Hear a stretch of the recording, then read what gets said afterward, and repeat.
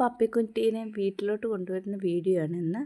ആരോ വഴിയിൽ ഉപേക്ഷിച്ച് പോയതാണ്. നമ്മുടെ പിള്ളേർ എല്ലാ ദിവസവും അതിന് കൊണ്ട് ആഹാരം കൊടുക്കുമായിരുന്നു.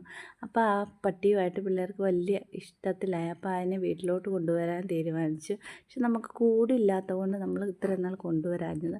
പിന്നെ പിള്ളേർ തന്നെ പെട്ടെന്നൊരു വീട് പട്ടിക്ക് വേണ്ടി സെറ്റ് ചെയ്യുന്നത് നമുക്ക് ഈ വീഡിയോയിൽ കാണാൻ പറ്റും.